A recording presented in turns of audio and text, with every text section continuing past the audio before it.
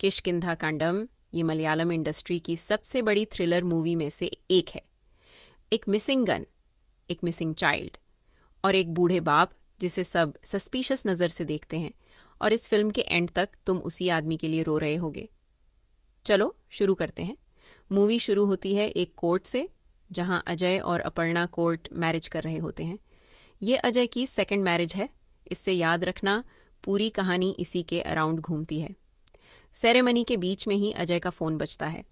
Police station से call है, elections आ रहे हैं और कानून के हिसाब से जिसके पास लाइसेंस्ड वेपन हो उससे सरेंडर करना पड़ता है। अजय के पापा के पास एक पिस्टल है। घर पर किसी ने फ़ोन नहीं उठाया, इसलिए पुलिस ने अजय को कॉल किया। उसे आज ही वह सरेंडर करनी है। अजय घर पहुंचता है। पुलिस पहले से ही वहां होती है और उसका फादर अप्पू पिल्लई, जो एक फॉर्मर सोल्जर है, उसे बताता है कि पिस्टल गायब है। ऑफिसर थोड़ा समझाते हुए बात करता है और अप्पू पिल्लई बदतमीजी से जवाब देकर गुस्से में अपने रूम में चला जाता है। एक सख्त आदमी, तेज गुस्सा और एक मिसिंग गन। अगली सुबह अपर्णा घर के बाहर जाती है और देखती है कि एक रेडियो पेड़ पर काफ़ी ऊपर लटका हुआ है। तो अजय कहता है, घर के बाहर आसपास पूरा एरिया जंगल जैसा है, मंकीज़ घर से चीज़ें उठाकर पेड़ों पर ले जाते हैं। और अपर्णा कुछ ऐसा बोलती है जो केस का रुख ही बदल देता है। क्या किसी मंकी ने पिस्टल ले लिया था? अब कहानी की सारी धागें धीरे धीरे खुलने लगती हैं। अजय एक लीगल टीम के साथ वीडियो कॉल पर है और हमें पता चलता है कि उसका बेटा पहली शादी से सालों से मिसिंग है। साथ ही अपर्णा वॉल पर लगी फ़ोटोज़ देख रही है। अजय की फर्स्ट वाइफ जो इलनेस से गुजर चुकी है और एक छोटा बच्चा। उधर पापा हॉस्पिटल पहुंचता है, कुछ फाइल्स को लेकर कुछ आर्ग्यूमेंट करते हुए। रिसेप्शनिस्ट पूछती है, क्या आप पहले यहाँ आए हैं? और वह भड़क जाते हैं। फिर पुलिस को एक गवर्नमेंट बोर्ड पर 5-6 बुलेट मार्क्स मिलते हैं। सस्पिशन तुरंत एक ही चीज़ पर जाता है, क्या यह अप्पू पिल्लई की मिसिंग पिस्टल से हो सकता है? पापा की कार ब्रेक डाउन हो जाती है। वह अजय को कॉल करता है और पता चलता है कि गाड़ी बिल्कुल ठीक थी। उस रात अपर्णा को बाहर आग जैसा कुछ जलता दिखता है और वह सुबह जाकर राख देखते हैं, जले हुए कागज़, और ज़मीन पर पड़े निशान बताते हैं कि यह पहली बार नहीं हुआ। यहाँ बहुत बार कोई कागज़ जलाए जा रहे थे। एक न्यूज़ रिपोर्ट आती है और अजय कर्नाटक जाता है। एक मॉर्चुरी में चादर उठाई जाती है। यह उसका बेटा नहीं है, यही उसकी ज़िंदगी है। जहाँ कहीं भी कोई बेनाम डेड बॉडी मिलती है, वह उसकी पहचान करने जाता है। घर पर एक सेंसस वाली औरत पापा से यूजुअल सवाल पूछती है और अपर्णा खिड़की से देख लेती है कि वह बेसिक डिटेल्स तक याद नहीं कर पा रहे हैं।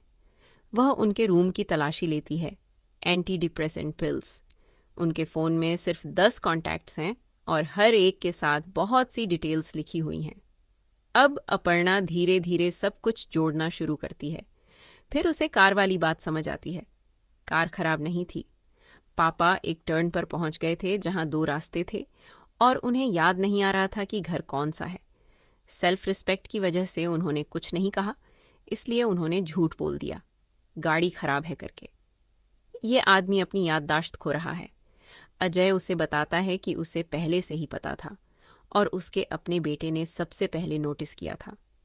अजय ने पापा के पुराने दोस्त एक आर्मी कमांडर से बात की और सच पता चला।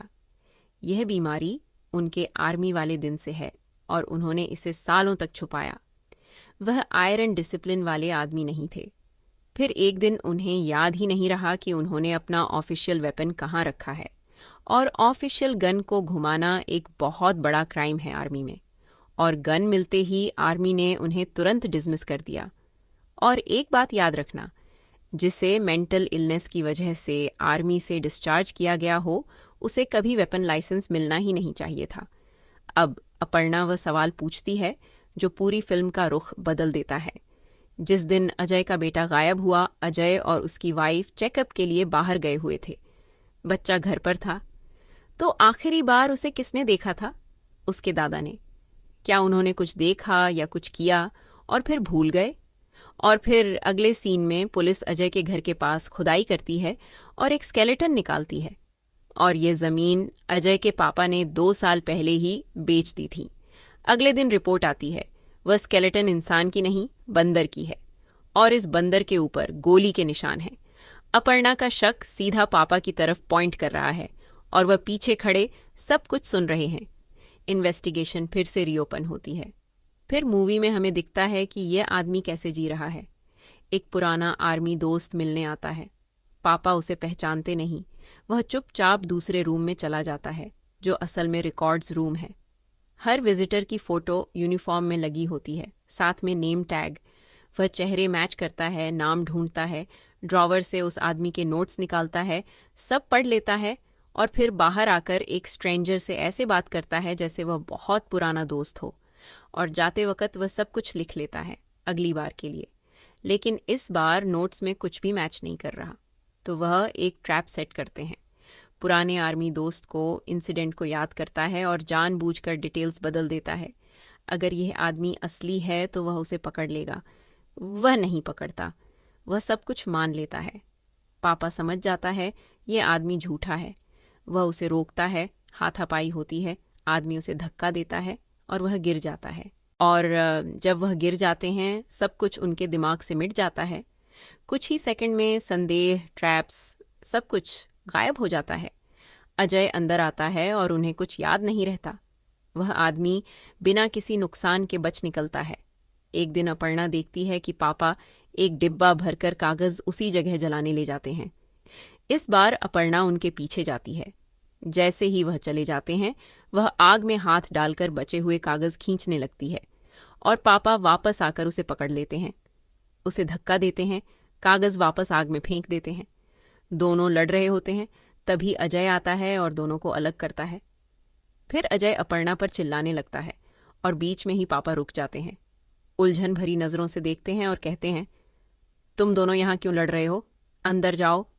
वह भूल चुके होते हैं सिर्फ 30 सेकंड पहले वह खुद उस लड़ाई का हिस्सा थे। और अगले सीन में हम देखते हैं कि पापा को स्टेशन बुलाया गया था और स्टेशन पर पुलिस उनसे सख्ती से सवाल करती है, न उम्र का लिहाज न उनकी खिदमत का, और उसी पूछताछ के बीच उनका पेशाब निकल जाता है। और बस उस एक लम्हे में वह सिर्फ एक बीमार खौफजदा बूढ़ा आदमी नजर आते हैं। अजय फट पड़ता है। फिर वह उस नकली फौजी साथी को अंदर ले आता है और सच सामने आता है। वह आदमी एक साइकोलॉजिस्ट है। अजय ने खुद उसे हायर किया था।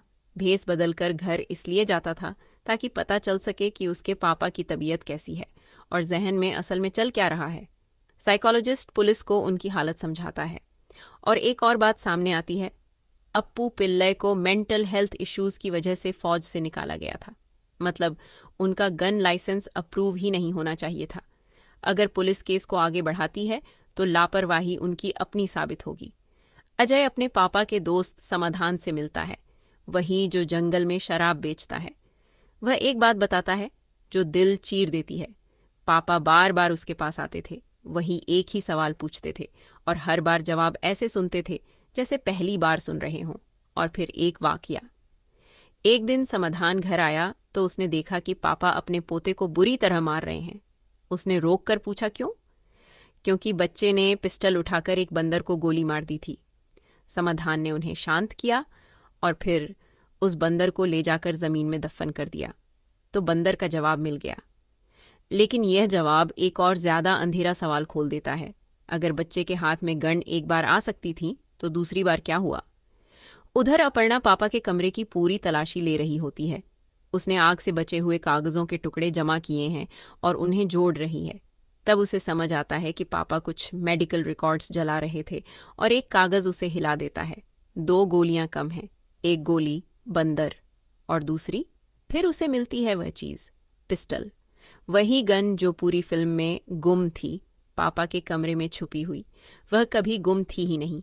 पापा घर आते हैं और अंदर कदम रखते ही समझ जाते हैं कि कोई उनके कमरे में गया था। चीजें अपनी जगह पर नहीं हैं। वह चिल्लाने लगते हैं।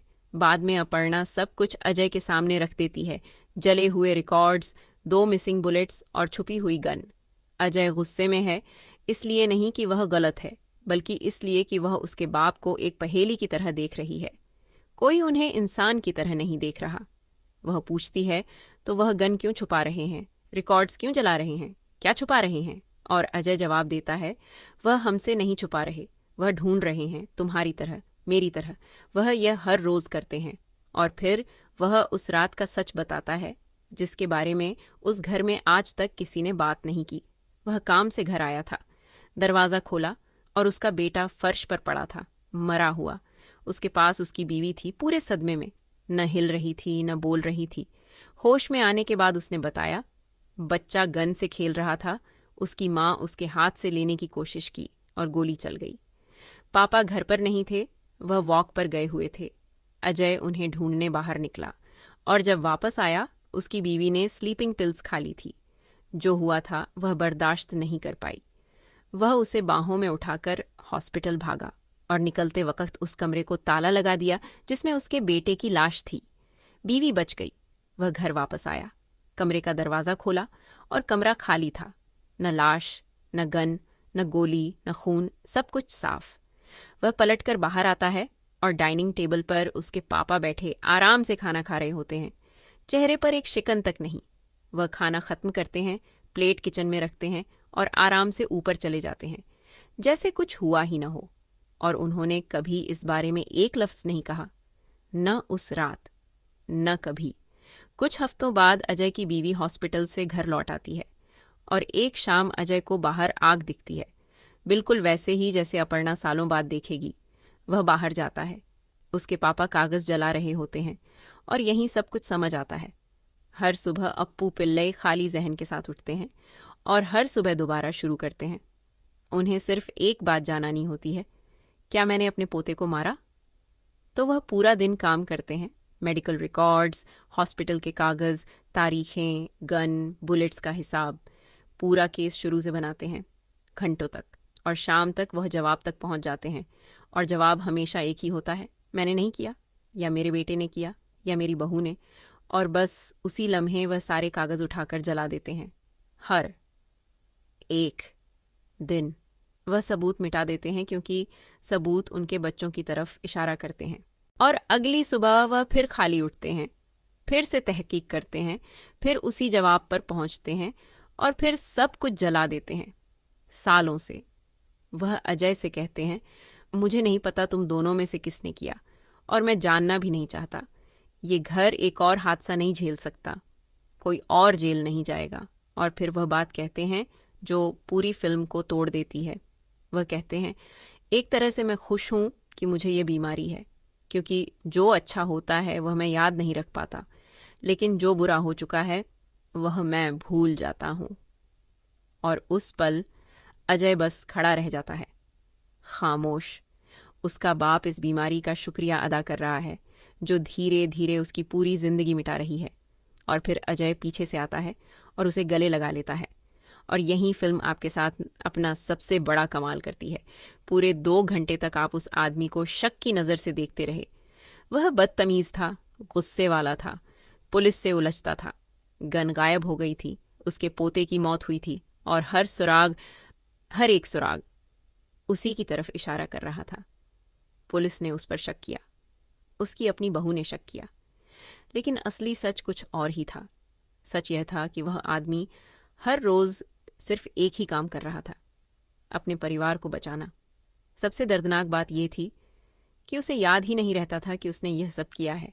वह दोबारा वही सफ़र शुरू कर देता था, दोबारा सबूत ढूंढता, दोबारा सच तक पहुंचता, दोबारा अपने बच्चों को बचाता और दोबारा सब कुछ जला देता। रोज़, सालों से। यही है किष्किंधा कांडम, एक ऐसी फिल्म जो 2 घंटे तक आपको एक आदमी पर शक करवाती है और फिर सिर्फ एक सीन में आपको उससे समझने में मजबूर कर देती है।